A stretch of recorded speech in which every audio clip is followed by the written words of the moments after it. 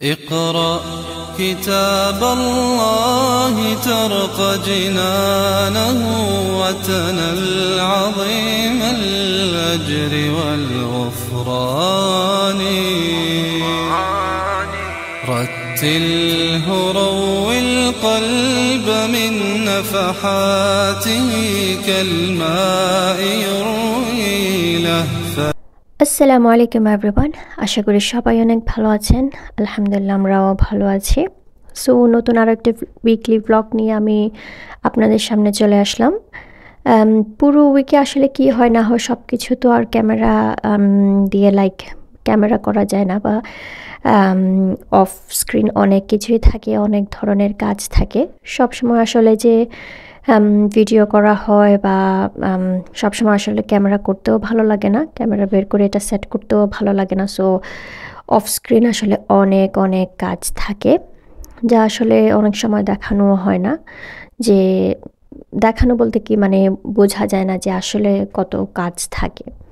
তো যাই হোক, এটা হচ্ছে আমার লাস্ট উইকের মেবি একটা ছোট ক্লিপ বাকি রয়ে গিয়েছিল, আমি আর দিই নাই, কারণ লাস্ট ব্লগটা একটু লম্বা হয়ে যাবে সেই চিন্তা করে। তো রাতে আমি আমার মেয়েকে নিয়ে লাইক অলওয়েজ আমি বাসায় যদি থাকি, আমি টাইমটা একটু কোয়ালিটি টাইম স্পেন্ড করতে চাই তার সাথে। সো সে ভালো করেই জানে যে সে আমার সাথে এখন এই ধরনের অ্যাক্টিভিটিস করতে খুবই পছন্দ করে, জাইনাব। আর হচ্ছে সে তার বাবাকে দেখলে আবার পুরো উল্টো, কারণ সে জানে যে কীভাবে কোনটা দিয়ে তাকে অভ্যস্ত করেছে।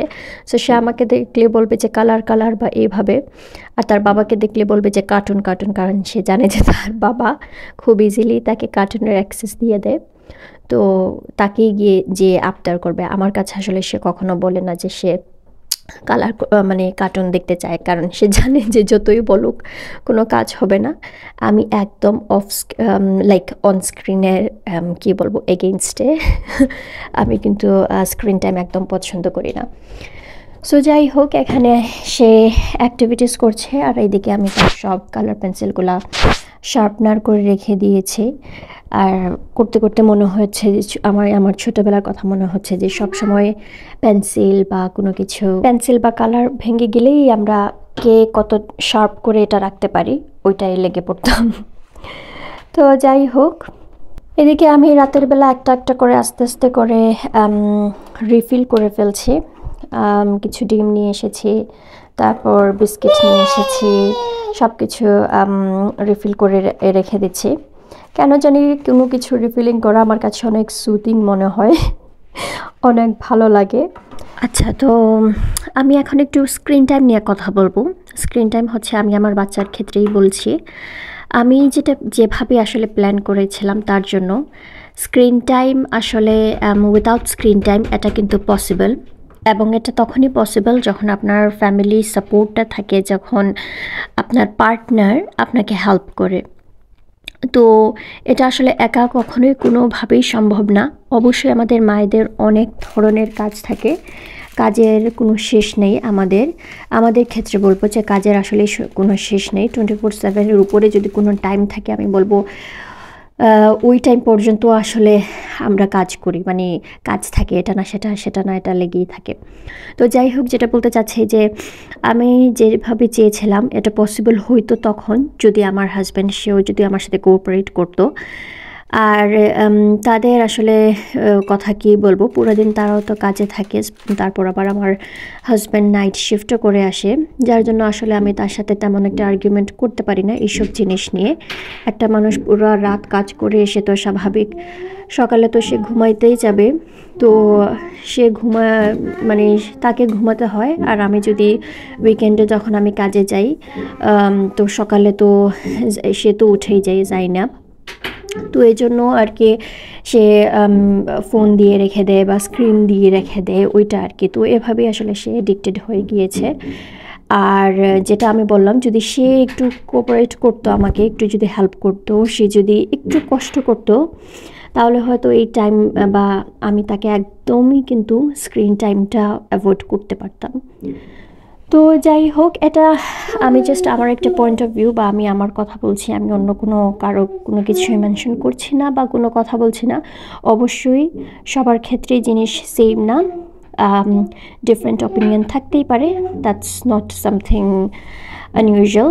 তো যাই হোক, এদিকে আমরা মামে হেঁটে বের হয়ে গেলাম সকাল সকাল নাস্তা করার পর, এবং একটা শপে গেলাম, যেয়ে দেখলাম যে ওইখানে খুবই সুন্দর কচুরলতি এবং খুবই সুন্দর প্যাকেটে ফ্রোজেন যে কচুর লতা, যেগুলা লতি লতা যাই হোক, খুবই ফ্রেশ প্যাকেট দেখে মনে হলো। তো আমি 2টা প্যাকেট নিয়ে আসলাম।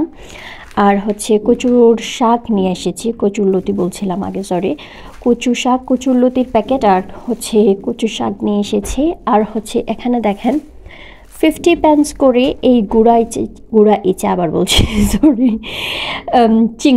গুঁড়া চিংড়িগুলা দিয়েছে। সো 50 pence অফারে ছিল এই গুঁড়া চিংড়িগুলা। এগুলা টেস্ট খুবই ভালো এবং একদম আমাদের দেশের চিংড়ির মতো আসলে এই টেস্টগুলো পাওয়া যায়।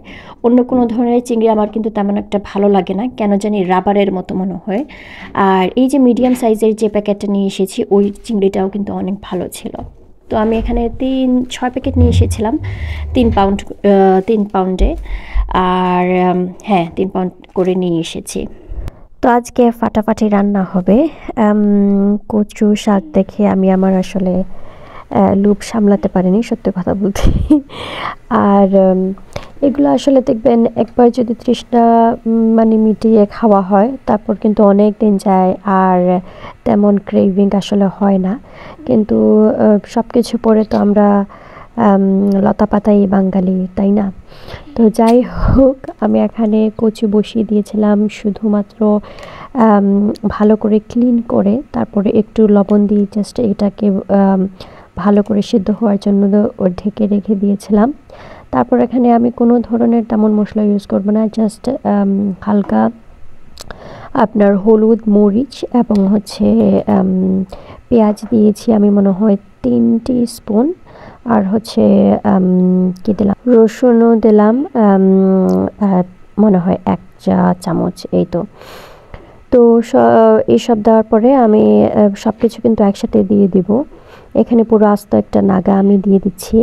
আর হচ্ছে চিংড়ি যেগুলো এনেছিলাম ওইগুলো আমি ভালো করে পরিষ্কার করে রেখে দিয়েছিলাম।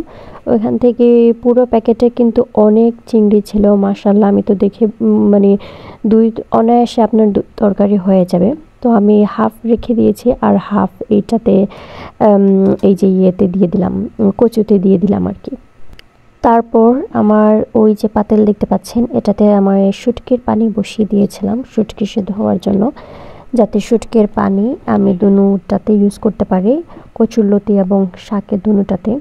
তো এখানে আমি শুটকির পানিটা ঢেলে দিয়েছি হাফ, এবং হাফ রেখেছি কচুরলতির জন্য। এখন আমি সব কিছু একসাথে ভালো করে মিক্স করে এটাকে আমি রেখে দেব একদম অল্প আঁচে, যাতে এটা ভালো করে একদম শুকিয়ে আসে এবং খুব ভালো করে যাতে হয়ে যায় সব কিছু একসাথে।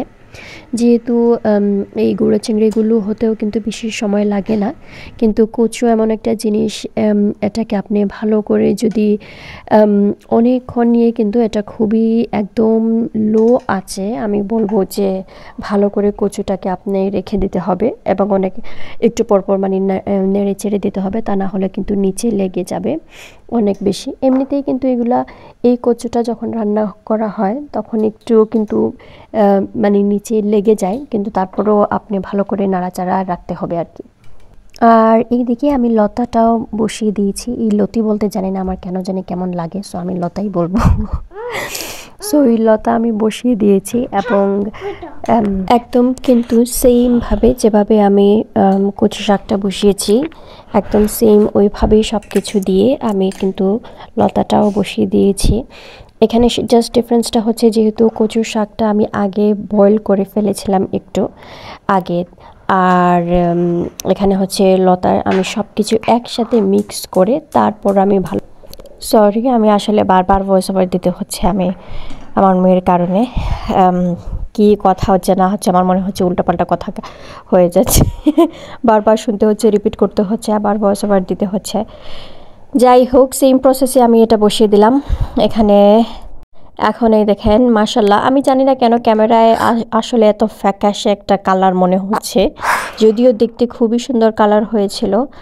আর এখানে আমি মিষ্টি কুমড়ো রান্না করেছি মাছ দিয়ে, তারপর হচ্ছে কচু আর লতা। এই তো শেষ, আজকের রান্না এই শেষ।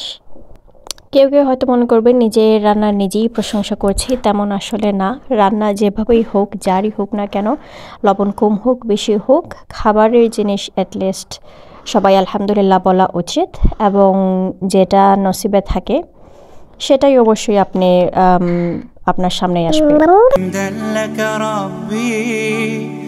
أحييت روحي وأنرت قلبي شكرا لك ربي حمدا لك ربي أحييت روحي وأنرت قلبي وهبتني لسانا ذاكرا।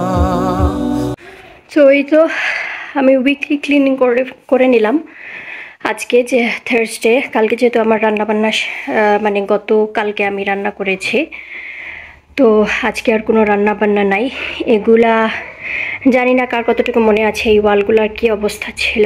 পুরো ওয়াল আমি ব্লিচ দিয়ে ঘষিয়েছি। তারপরে এই যে উপরে আমি আর রিচ করতে পারি নাই, আমার কাছে লেডারও নাই। আর এত উপরেটার সিলিং অনেক হাই। ইটস ওকে মামা। আর এই যে দেখতে পাচ্ছেন এইগুলা কালো হয়ে পুরো অবস্থা খারাপ ছিল। তো এই উইন্ডোগুলা জাস্ট নিচেরগুলা আমি ক্লিন করেছি। আর ওয়েট জাইনাব, এটা ওয়েট যাইও না, ডেঞ্জার, যাইও না ব্যাডি। এই দেখেন এই পাশের উইন্ডোটা, সব উইন্ডো আমি খুলে দিয়েছি, যেহেতু আমি হুবার মেরেছি, মপ মেরেছি, পুরো এই উইন্ডোটা ক্লিন করেছি। আর তারপরেও দেখেন হিটারের পিছনে কিন্তু এখনও আছে। তো এই তো এদিকে আমার কাপড় বাহিরে, যেহেতু ওইদিকে রোদ পড়ে গিয়েছে, সো আমি কাপড় স্ট্যান্ডে দিয়ে দিয়েছি এগুলা। আর আমার মেয়ের অবস্থা দেখেন কি করেছে, সে থাকি এইগুলা নিয়ে ব্যস্ত। তো এই দেখাই, এই হচ্ছে আমার এন্ট্রান্স। ডোরটা একটু খুলে দিয়েছি, যেহেতু মপ মেরেছি আমি তাড়াতাড়ি ড্রাই হওয়ার জন্য আসলে।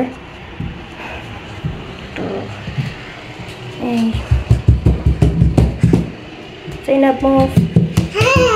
পুকুরটা আমি ক্লিন করে নিয়েছি। আমরা যেহেতু চলে যাব, সো কালকে হচ্ছে আমি রান্না করতে হবে ফ্রাইডে। সো আজকে আমি সব ক্লিনিং শেষ করে ফেলছি, বিকজ রান্নার দিন একদম ছোট, সো হাতে সময় অনেক কম থাকে। আর এই দেখেন আমি পুরো ক্লিন করে ফেলেছি। এখানে আমার মেয়ে, আমি জাস্ট মাত্র একটু আগে সব ক্লিন করে একদম গুছিয়ে গিয়েছি, সে থাকেই একটা না একটা নিয়ে। দেখেন আমার হোয়াইট কুশনের উপরে সে কি অবস্থা করেছে। মজার বিষয় আপনাদেরকে দেখাই, এটা হচ্ছে আমি যখন এই ঘরে মুভ করেছিলাম তখন এই প্যাকটা আমি করেছিলাম কার্ডবোর্ড বক্সের ভেতরে। এখানে হচ্ছে আমার সব ধরনের জুয়েলারি, কসমেটিক্স, মেকআপ বেশি না, মাত্র এই কয়টা, বাট বেশিরভাগই হচ্ছে আমার সব জুয়েলারি। এগুলো রাখার স্পেস নাই বলে আমি বের করি নাই। তো এই আর কি, এখন দেখবো যে কোথায় আসলে কি রাখা আমি নিজেই জানি না, বিকজ আর খোলাই হয় না এটা তেমন একটা।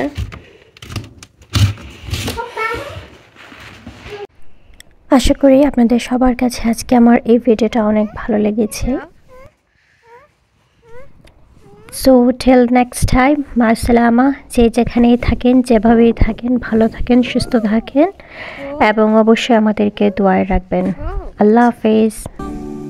شكرا لك ربي حمدا لك ربي أحييت روحي وأنرت قلبي وهبتني لسانا ذا